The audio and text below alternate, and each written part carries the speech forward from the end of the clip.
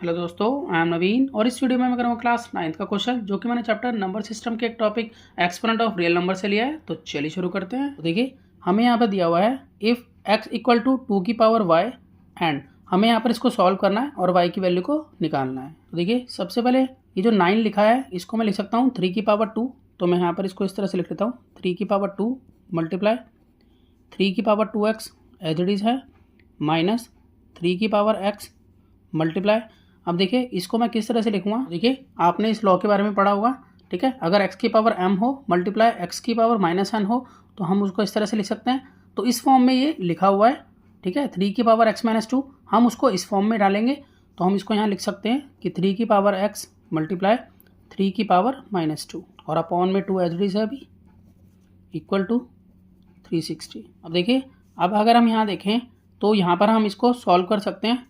देखिए x की power m हो मल्टीप्लाई में x की पावर n हो तो उस केस में हम पावर्स को प्लस करते हैं, ठीक है।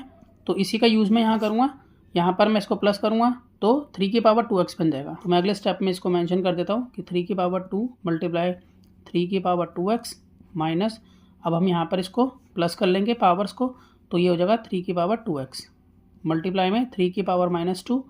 अब ये जो 2 है इसको मैं 360 से मल्टीप्लाई करा देता हूँ तो ये बन जाएगा 720। अब देखिए आगे हम यहाँ पर कॉमन ले लेते हैं।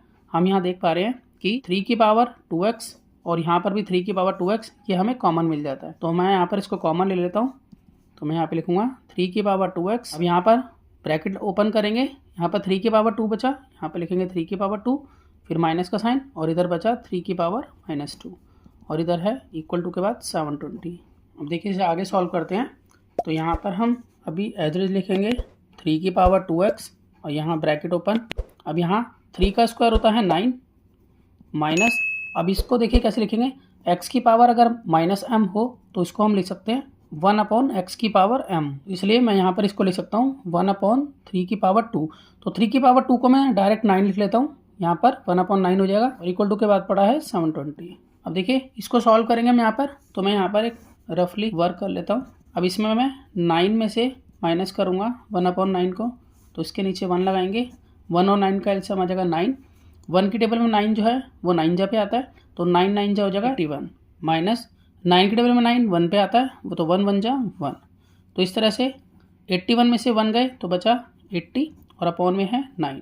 तो 80/9 जो है वो इन दोनों को सॉल्व करके आएगा। तो मैं इसको यहाँ लिख लेता हूँ कि 3 की पावर 2x, यहाँ पर मल्टीप्लाई का साइन हम डाल सकते हैं और यहाँ लिखेंगे 80/9 इक्वल टू 720। अब देखिए इसको हम राइट में शिफ्ट करेंगे तो इसको इस तरह से लिखेंगे कि 3 की पावर 2x इक्वल टू 720।